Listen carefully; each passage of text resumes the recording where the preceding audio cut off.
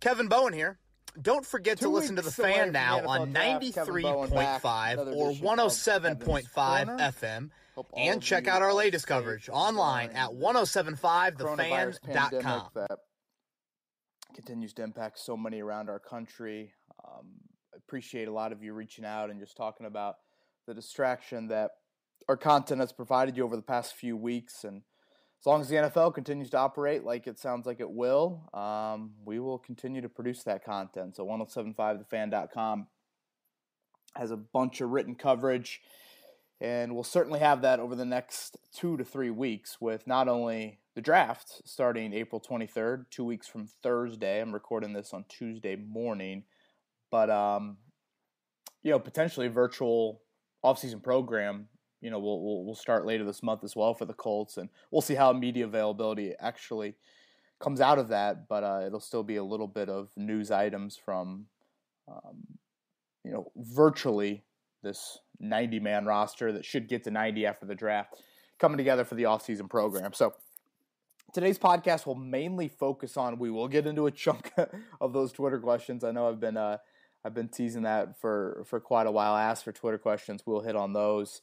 I want to get a little bit deeper into the specifics on going from Jacoby Brissett to Phillip Rivers.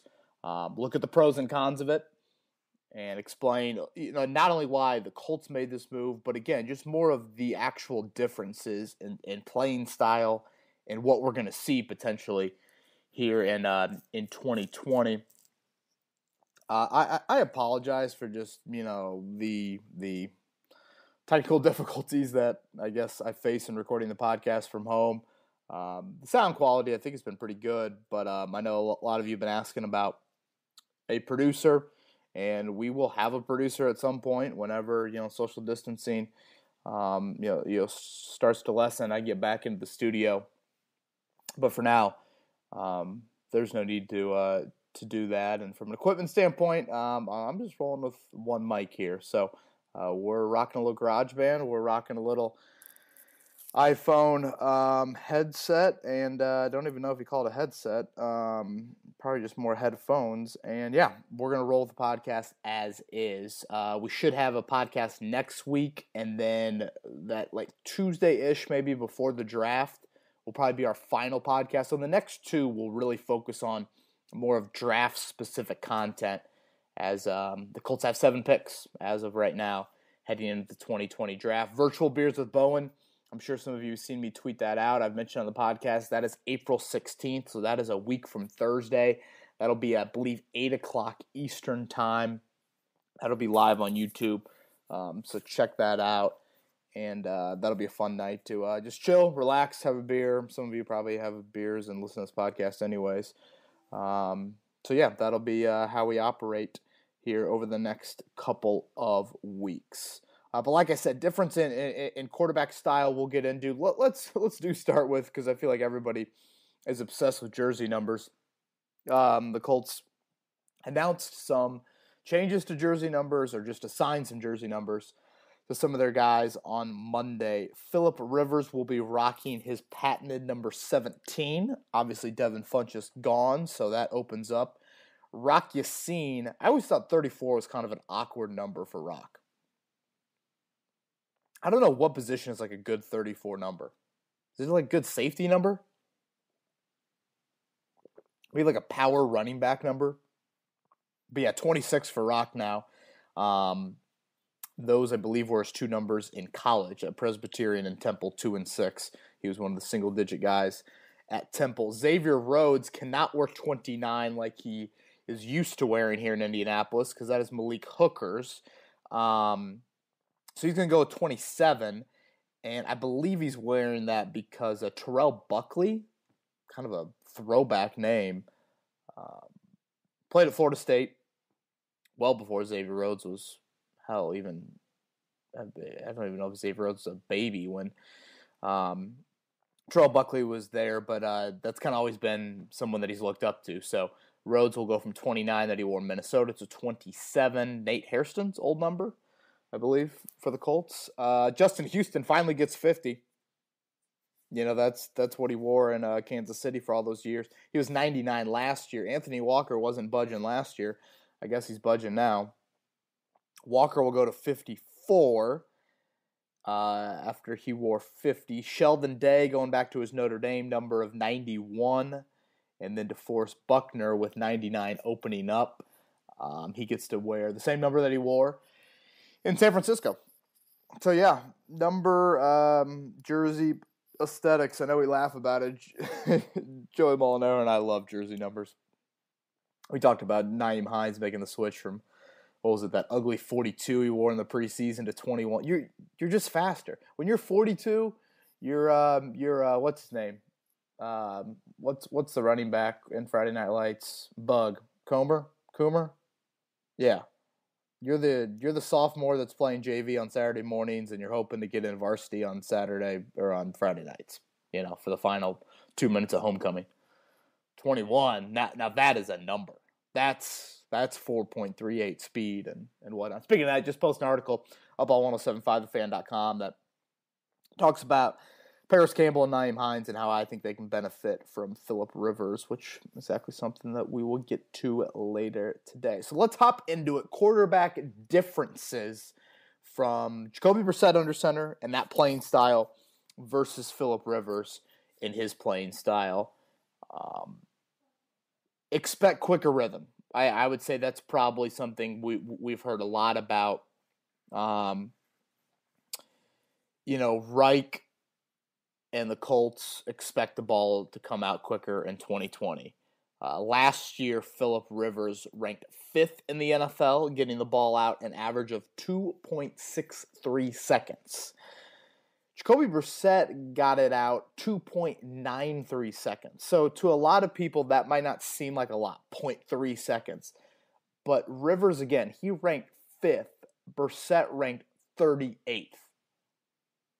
I think when you put in those terms, it's like, whoa. And I know I've mentioned this in prior podcasts.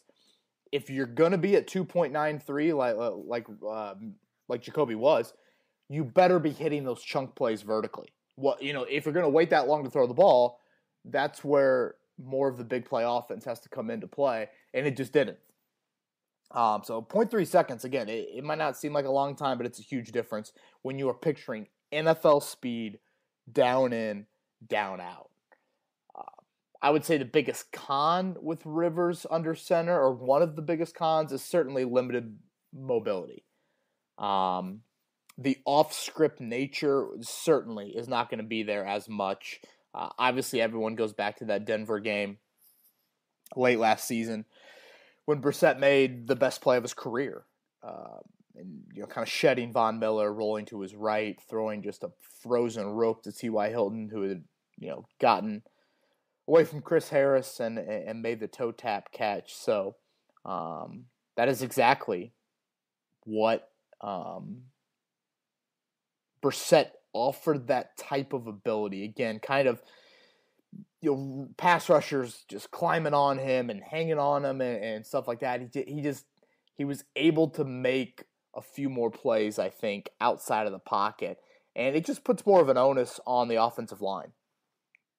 You guys have heard me kind of beat that to death a little bit. And I know I've mentioned offensive line depth numbers. On last week's podcast, I talked about how the 49ers and Chiefs relied on several backups to help them out on their offensive line to start games.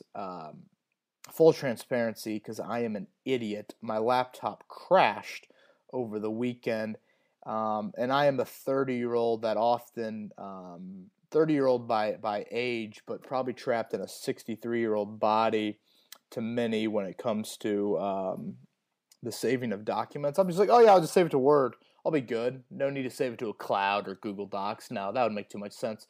So I have lost a substantial amount of my documents. So I had to rewrite the offensive line depth article that I had already written.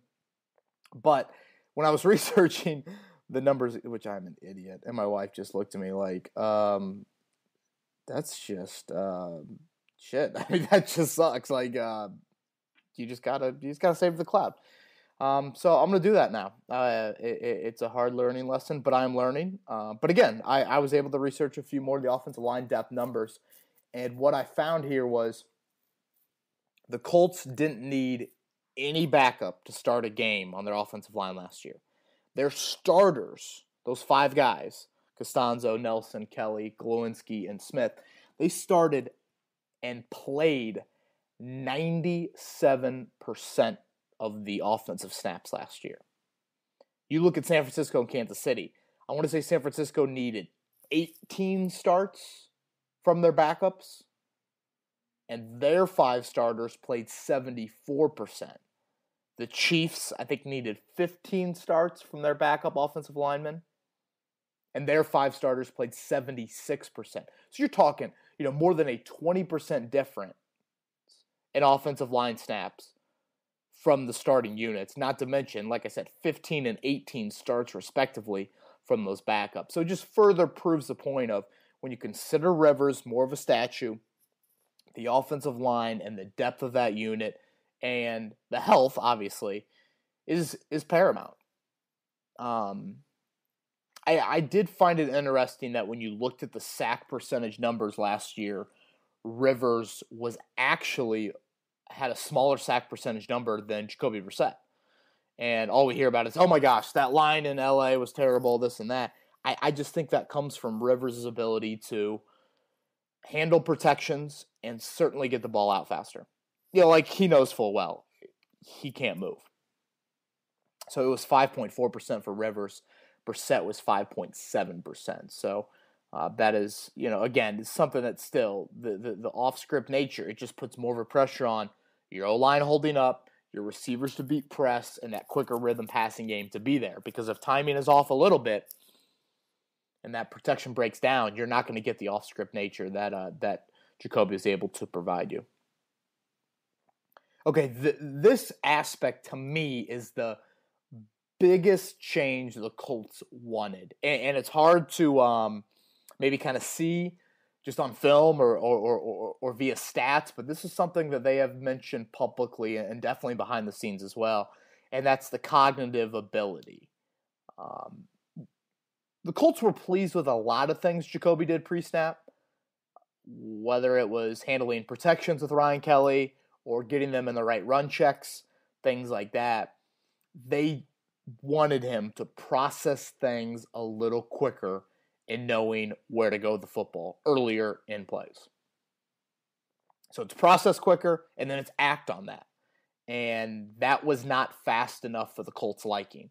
And I think that is the biggest difference. When you hear Rivers and you hear Frank Reich talk about him, he just gushes about the elite intellectual knowledge base, I guess, that Philip Rivers brings. And he already knows what 85% of the offense Frank Reich believes Rivers has played in this system for the most part since 2013. A few tweaks here and there, but when you factor in a lot of that, the Colts really feel like they can tap into that. And of course, it means even more when you look at the offseason that we're probably going to have here in 2020. I mean, I'd be stunned if there is in-person off-season program. And we'll see if hopefully by late July, training camp can still go on as is. But it is going to have a bit of a 2011 feel to it with that lockout. So to have a guy like Rivers that knows the system for the most part, and then I think I mentioned on last week's podcast, maybe come June and July, he's able to, okay, hey, if we're back to, whatever, you can be in groups of 10 or 15, something like that. He can bring some guys into the Northwest Florida area where he lives, and assuming that he hasn't moved to Indianapolis yet, I would assume that this coronavirus situation has kept him in the Florida area. He can bring in the Hiltons and the Pascals and the Doyles and the Mo Alley Cox and Campbell and whoever you draft as well. Bring some of those guys to Northwest Florida and try to get on the same page. I also think the no huddle element will be something that this offense uses. Just think back to last year. They didn't use it at all. And then they tried to spark things late in the year with the Carolina-Jacksonville games of using some of the no huddle. And, not a whole lot of success. They scored a ton of points against Carolina. But they just didn't use it much. And I think that's just such a staple of getting into more of the chess match feel to it. and that's something that I've tried to harp on, is you're going to have to win chess matches. And I think the no huddle aspect of things can put you in more chess matches. And that's where you rely on, again, just that elite sort of process ability from Frank Reich to Phillip Rivers to try to win you some football games and just be a more efficient offense. I don't think there's any doubt that there's less arm strength with Rivers than Jacoby Brissett, but it's one thing to be like, oh yeah, just go on a football field and have these two guys throw the football the furthest, but it's another thing of having the willingness to utilize that arm strength. And I just didn't feel like the Colts and Jacoby used that to its fullest. It was something that I felt like they tapped into a lot in 2017. I think of the over-the-top play to Hilton down in Houston, I want to say it was. Maybe it was an underneath route, yards after catch. There were a couple big plays to Hilton over the top in 2017 that this offense was able to tap into, and they just couldn't do it last year vertically. And that's why, they had one of the quieter passing games in the NFL. And the big play numbers last year certainly favored Rivers, but as I've mentioned, I think a lot of that had to do with personnel. Yes, there is a willingness to throw the football down the field a little bit more, certainly. The average intended air yards, which is kind of it makes me sound a lot smarter than I am, a next-gen stat. Rivers was 8.6. Again, average intended air yards. That was 8.6 for Rivers last year per attempt. Brissett was 7.9. So there is a little bit of difference there. The Chargers had a lot more big plays, I think 18 more, 19 more big passing plays than the Colts did last year. But I just don't think we can lose sight of Rivers had personnel in Mike Williams and Keenan Allen specifically, and even Hunter Henry, that he was, felt good, felt safe, felt willing to, test things a little bit more vertically. So where is that arm strength at? And is it different in you're throwing a deep ball to have T.Y. Hilton run underneath it or Paris Campbell run underneath it versus a deep ball to Mike Williams or Keenan Allen where they're more climbing a ladder to go up and get it?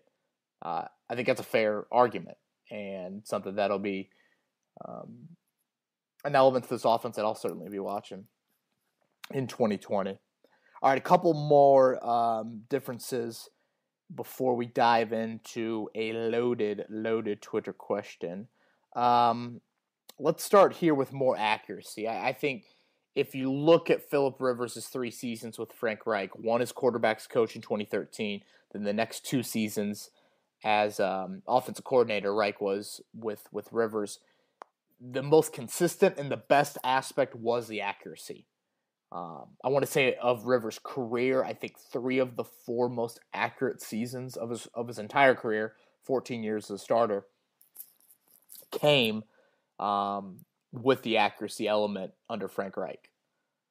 And again, one of the deeper next-gen stats that I think really brings this to light is they dive a little bit deeper than just, strictly completion percentage, which, whatever, Rivers was 6 or 7 percentage points, I think, better than the Colts were last season.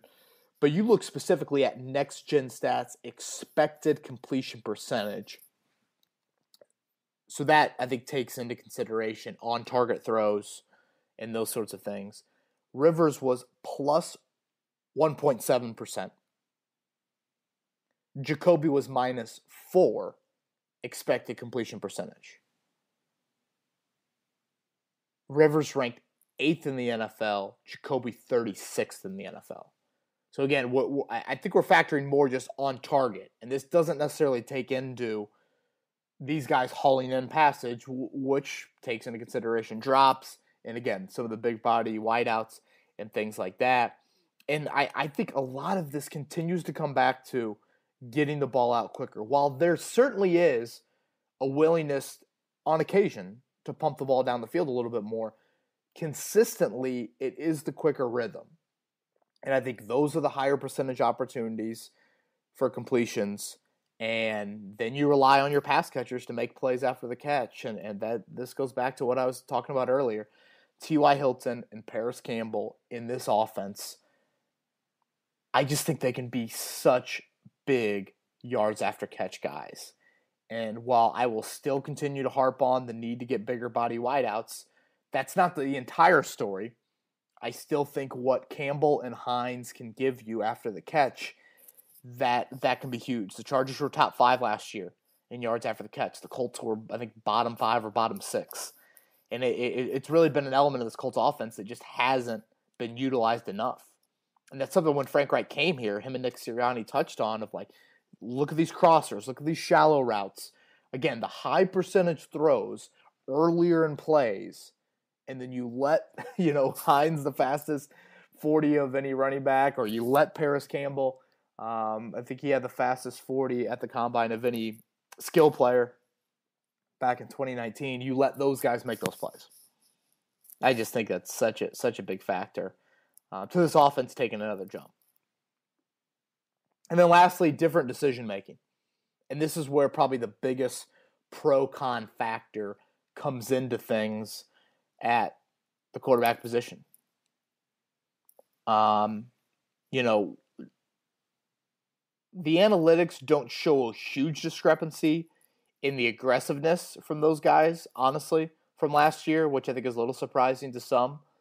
But you look at the turnover percentage and the interception percentage, and Rivers, boom, 20 picks, Brissett, 6 picks, and the interception percentage was like a full 2 points, 3.4 interception percentage for Rivers, 1.3 for Jacoby. Again, that is a big, big difference.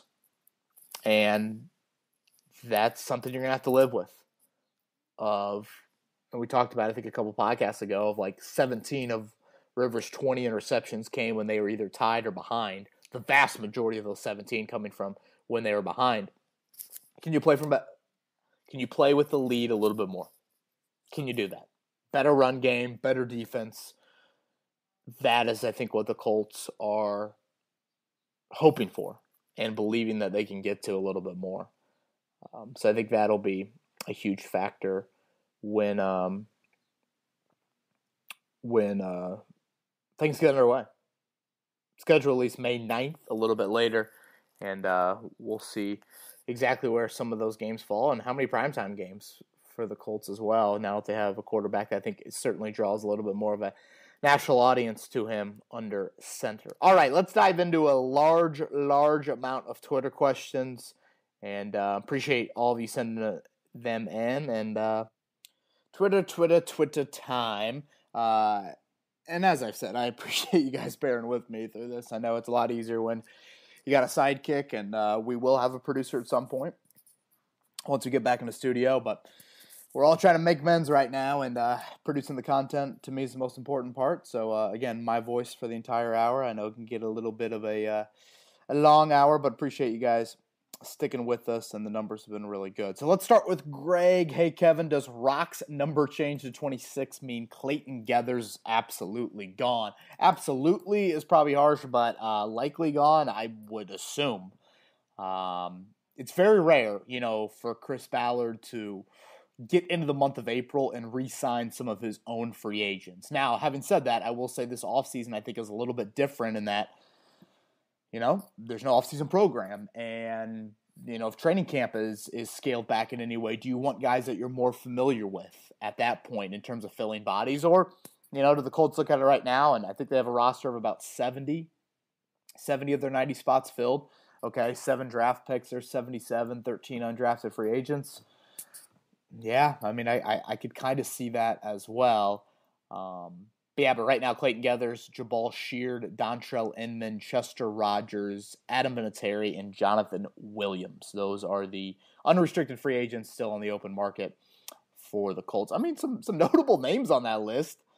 I mean, hell, Sheard was a starter for you. Williams started a few games. Inman and Rogers played various roles. Obviously, Vinatieri speaks for itself, and Geathers as well. So, at least some notable names. I got so many questions about jersey numbers, and do you think DeForest Buckner paid Justin Houston, and then did Houston pay Anthony Walker and all that? I think, hell, if I'm DeForest Buckner, I said Anthony Walker, man, look, Jay Houston wants 50, and I want 99, and if you want offensive linemen not to climb to the second level, you make that happen. You're still on your rookie deal.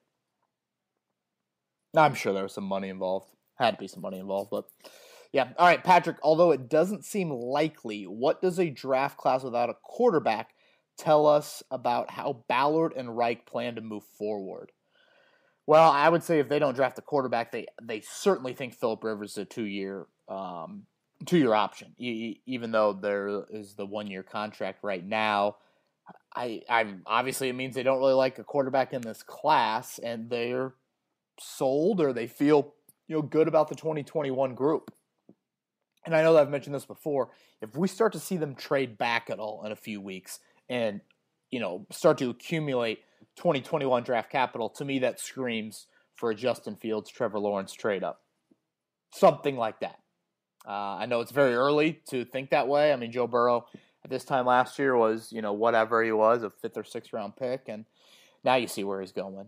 But I think those would be some of the indications. Maybe they still have hope for Jacoby, which I don't know. Because, again, Jacoby's going to be a free agent next year. And while, there might not be, like, a lot of slam dunk opportunities, is he just going to look at this situation and be like, I feel like I'm being dragged along. I need a fresh start. I need some place where, I can at least have more of the open starting job than right here with Philip Rivers, which is, a stone cold lock that he's going to be the starter. All right, Matt, who are the 2 most underrated Colts players that get very little media hype? I like this one. He goes with Jack Doyle and Anthony Walker. I think those are 2 good ones. I think Braden Smith is one. I think oftentimes offensive linemen in general are punching bags for fans, especially tackles. Anthony Costanzo was a punching bag to an extent for quite a while. I mean, Braden Smith, as a rookie, he played, I think, 39 of his 41 starts at Auburn were at guard, barely played tackle, gets thrust into duty in, early October, and for the most part, he's been really, really solid. So yeah, I guess I'll go with Braden Smith. I think Kenny Moore is really underrated still. I know he's starting to get more and more hype, but Grover Stewart maybe on rundowns. Yeah, those are some of the names that I think Doyle and Walker are fair. Craig, what do you think would need to happen early in the first round in order for Ballard to pull the trigger on trading up into the first round? Who might he take? Thanks for providing a needed distraction during this time. Well, thank you, Craig, for that. It's hard for me to see him trading up for anything other than a quarterback. It's, I guess maybe trenches just because that's kind of his core belief, but I think you feel really good about your starting offensive line and your starting defensive line and even your backups on your defensive line. I would say if one of those top 4 quarterbacks, which in all likelihood, I guess Love would be the most likely of those 4, if they fell to 20, that would be where I think you start to make some calls. But again, it's so against his mantra. And if he's not sold on these quarterbacks and he only has 7 draft picks, because if you go from 34 to 22, you're still giving up a decent amount of draft capital. And we've only seen him do it, what? Tyquan Lewis, Kari Willis, right? Aren't those the only 2 trade-ups ever? So yeah, I would think that would be the only reason. And at that point, you're obviously going to be competing against, I would say, several teams. And I'm curious to see how trades play out with all this, virtual draft room stuff and whatnot. I'm curious to see how it plays out. All right, Justin, why does Jordan Love seem to be falling in the draft? A month ago, people were talking about trading up from 13 to grab him. What's changed? It's a really good question. I think you have less quarterback-needy teams. Cam Newton, Jameis Winston, these guys can't really seem to find a home right now.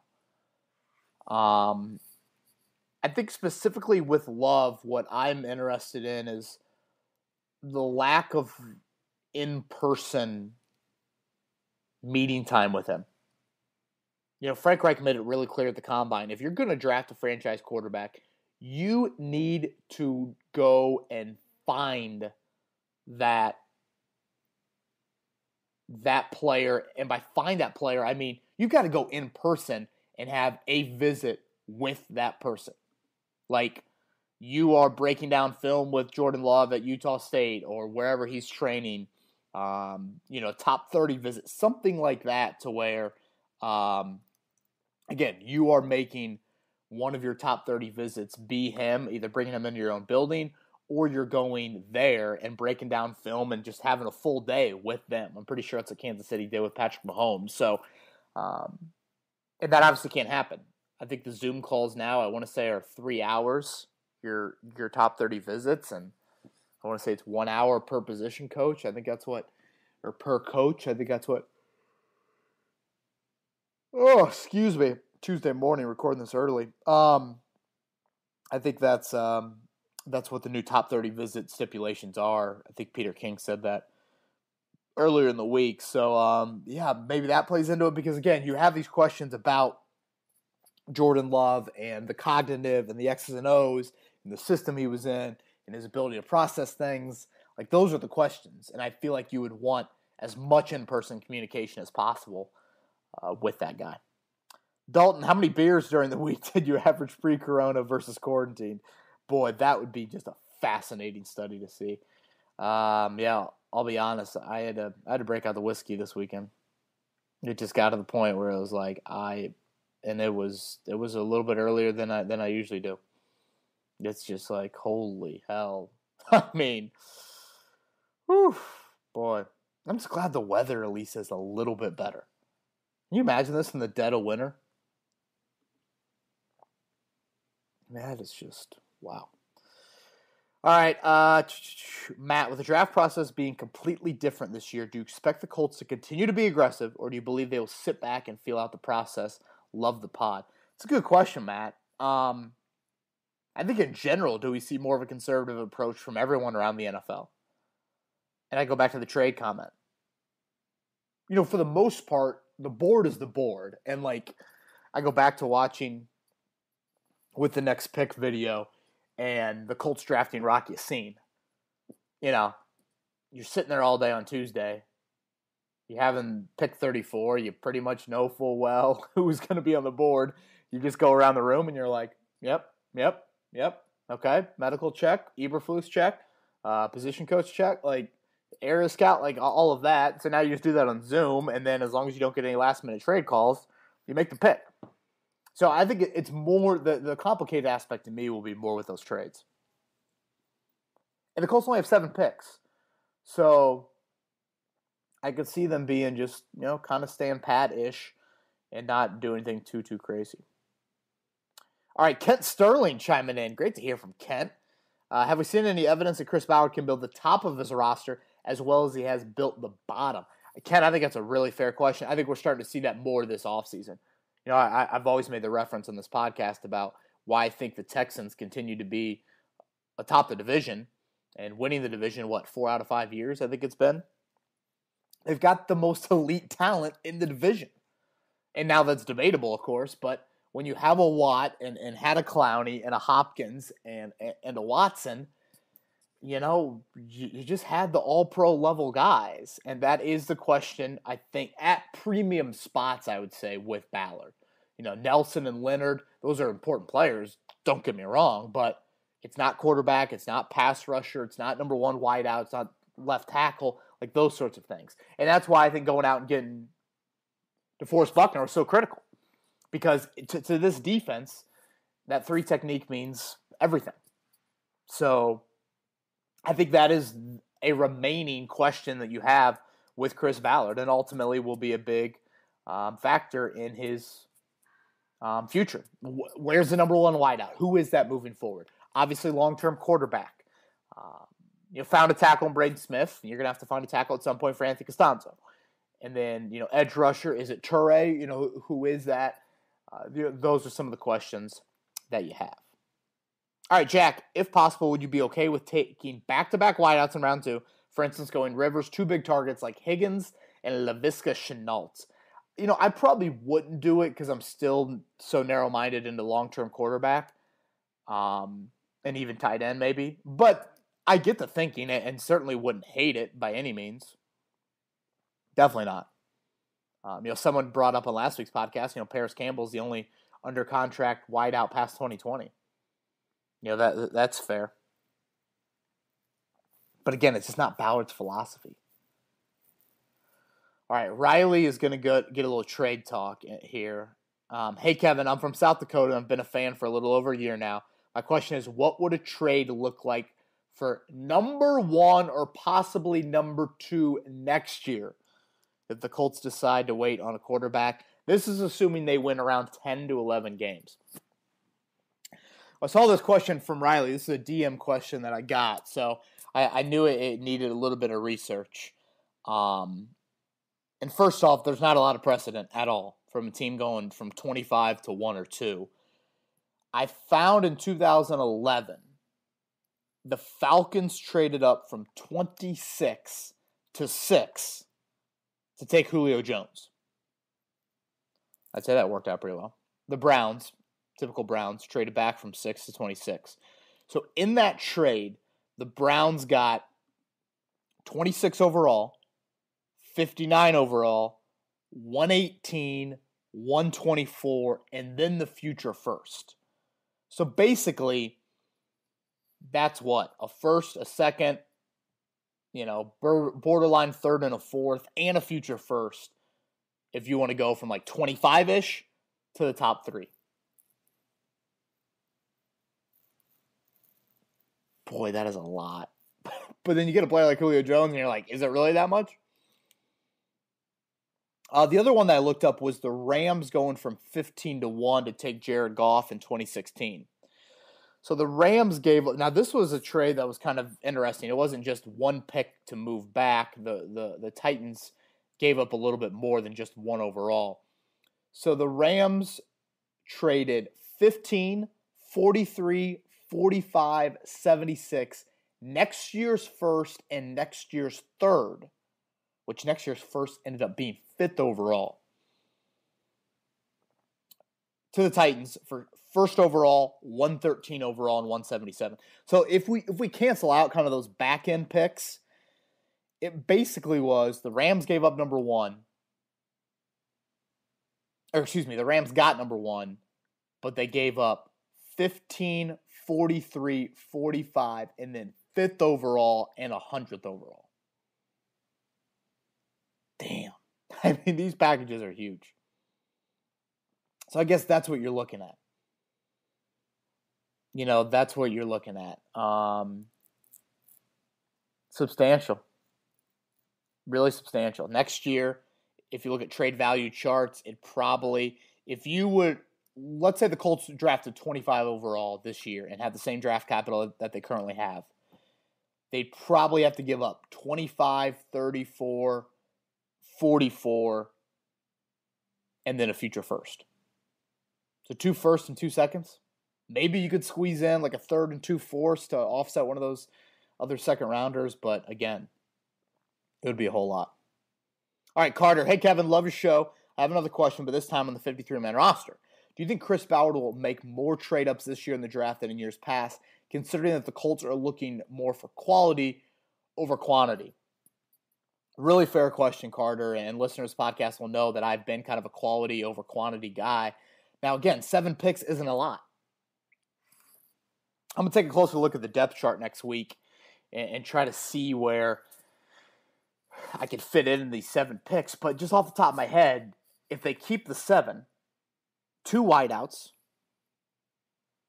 I'm thinking 2 offensive linemen, 1 quarterback, 1 tight end. God, it's such an offensive-heavy draft. You probably need another running back. Maybe you can go the undrafted route, but I mean, Jonathan Williams was your 4th runner. And then, who is FaceTiming me right now? Gosh, sorry about that. Gosh,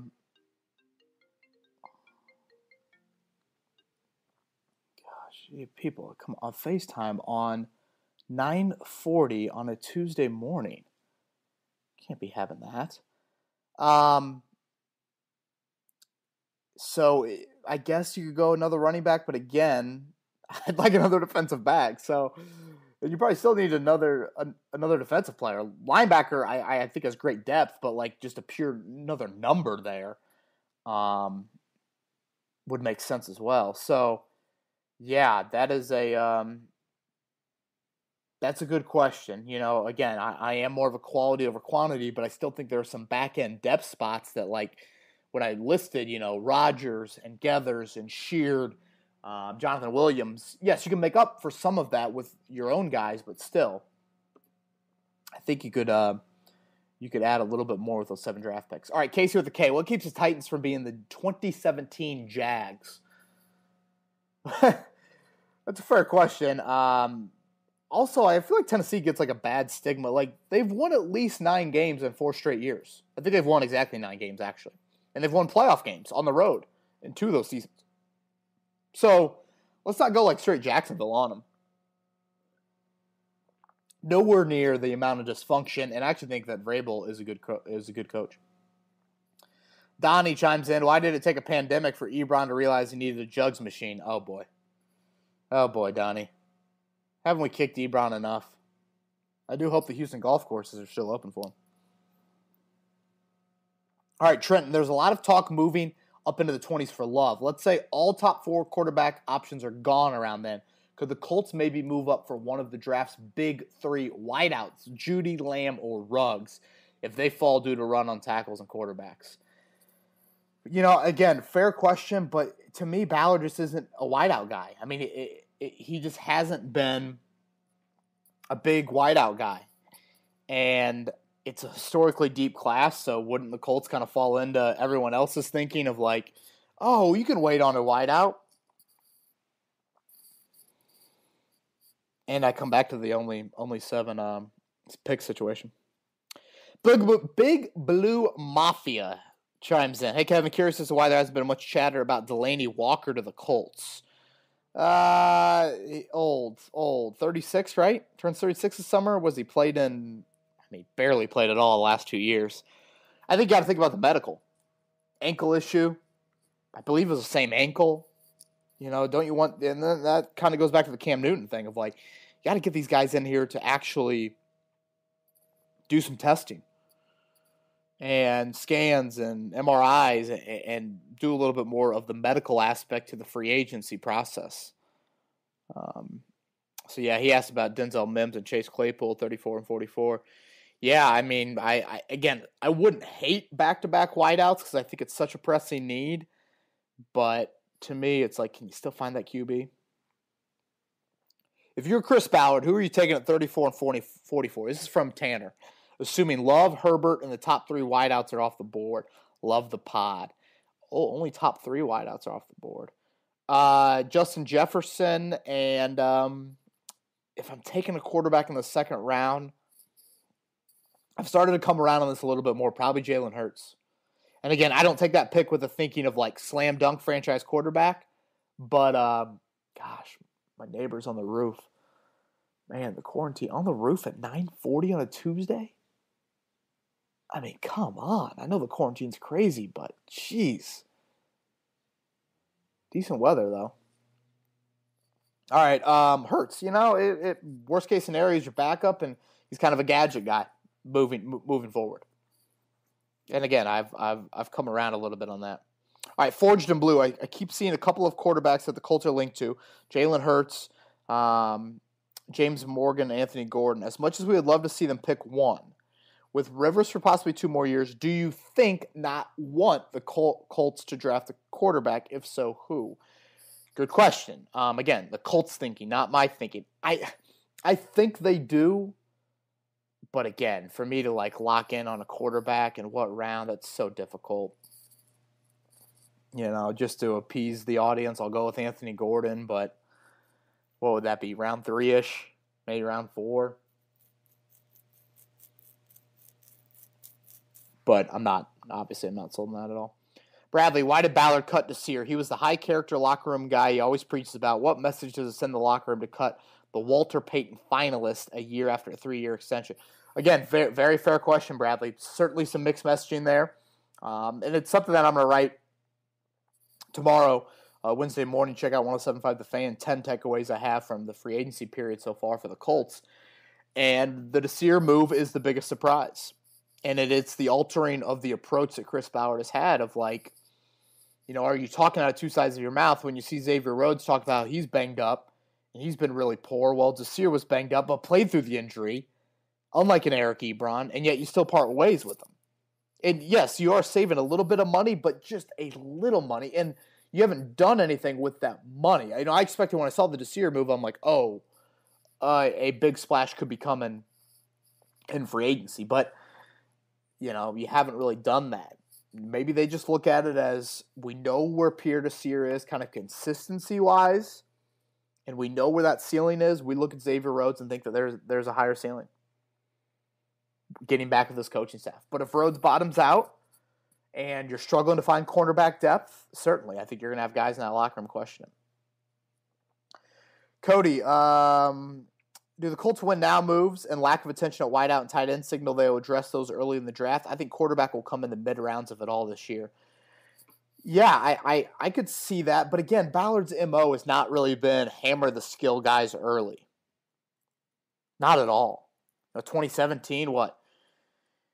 He went defense the first 3 picks, maybe the first 4 picks. I don't know how the 4th round played out of where Marlon Mack was chosen, but a lot of defense there. Obviously, didn't hit on skill until the 4th round in 2018. Last year, heavy defense early. So again, it's not his MO outside of Campbell. But if you look at the needs right now, I think that is exactly there.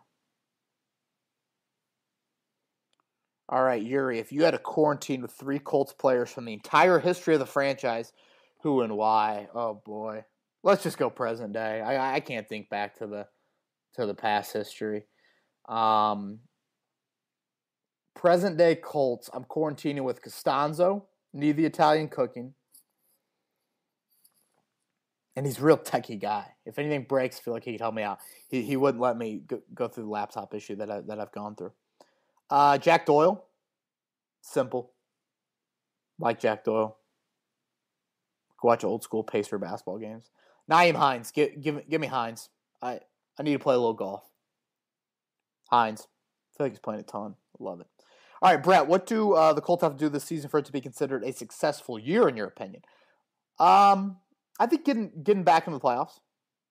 Yeah. And to some, a successful year will be what happens to long-term quarterback. And this gets into our discussions of the Colts 2018 season. To me, it was a bonus you got back in the playoffs. The biggest deal was Andrew Luck looked like he could play at a high level again, and did play at a high level. Now, the retirement happened and all of that. And it's how I've described, and you guys have heard me say this before, it's how I've described the Pacers season this year. To me, you win a first-round series, great. If you get in the playoffs, great. Just, you need Victor Oladipo to look like he can be an all-NBA type of player. So when you look at this season from a win-loss standpoint, yeah, getting back to the playoffs I think is big because you've missed it 4 out of the last 5 years.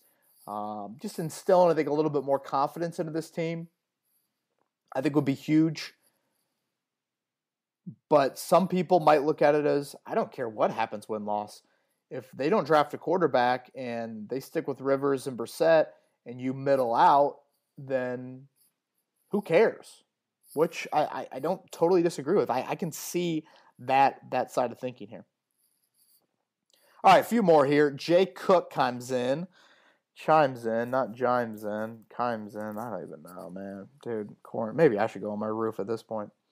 Developmental quarterbacks, is that even a real thing? How many quarterbacks are playing today that are developmental or sat behind someone? Rodgers, Mahomes, ? They were good anyway. I think we should just say, hey, boom or bust. Either the kid will be a Wilson or he will be a Winston. Well, Jay, I can't go all the way there. I mean, if Mahomes was so good, why was Trubisky drafted above him? And why was Winston taken or Wilson taken in the 3rd round? Brady sat, Rivers sat. It's such a crapshoot with these quarterbacks. You don't truly know until live bullets are flying. You get the guy under center in a real setting. It's what makes this decision so difficult. So difficult. It's not just that blanket easy. If Mahomes is so good, why didn't they start him that first year? and give a higher ceiling to Alex Smith, or move on from Alex Smith.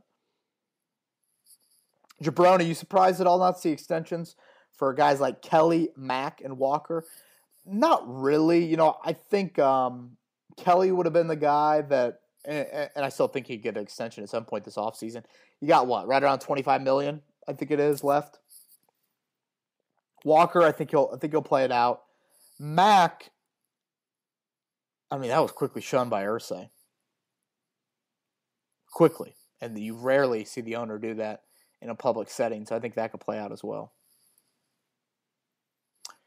All right, last one here from Zach, and there are certainly some questions that I didn't get to. Again, this is a lot more difficult trying to sift through all these with just one person. So I will save the ones that I didn't get to, and we will touch on them next podcast. Zach, the virtual draft and the lack of in-house visits is going to expose a lot of scouting groups. While I'm obviously not worried about Ballard and company being bad scouts, am I right to be a little worried that the extenuating circumstances will throw him off his game? My silver lining to this is the Senior Bowl already happened, and I know Ballard loves himself some seniors. Really fair question, Zach. And this gets into kind of the bigger draft dilemma. Like, what happens to the EJ Speeds of the world? EJ Speed, the Colts hadn't even heard of him last March. They don't even go to his pro day. They see the numbers come in from his pro day, like a Lone Star Conference pro day, and they're like, whoa, what? Who is that? Then they start doing research. And then Brian Busby, I think, is their local area scout in the Texas region. He starts making calls, and Tarleton State has started to be scouted a little bit more, and they figure out more about EJ Speed. Those are the stories that I think you worry about. I mean, maybe you won't have John Dorsey calling. Well, John Dorsey's fired, or whatever happened. John Dorsey's not going to be calling Chris Ballard and joking with him, things like that. But your IT guy is going to matter. I'll say that. You got to have the most secure Google Doc or whatever you have just to make sure that everyone has access to the board, and the Zoom, people aren't hacking Zooms and things like that. Because basically what the war room looks like, and a lot of you have seen this, I mean, you have the vast majority of your high-level scouts, your coordinators in there, probably a position coach or two in there, obviously Frank Reich, Chris Ballard, Ed Dodds, your head of college scouting, your cap guy. You have a couple pro scout people that are in there handling the phones. Now all those guys are going to be a little bit more individual. And I think the undrafted free agent portion is going to be really chaotic. Because that's kind of like a scene from, God, what the hell is that movie? I gotta look that up. That is the really chaotic scene of like, okay, I just offered this guy, $1 million signing bonus. I'm just throwing out numbers here. And okay, we found our quarterback, Wolf of Wall Street type of scene of like, it's just chaotic. It's really chaotic to how all of that goes down. I think that might be a little bit more difficult. And like I said earlier, do you have less trades? All right, appreciate you all tuning in. Like I said, 10 takeaways on free agency will be up on Wednesday.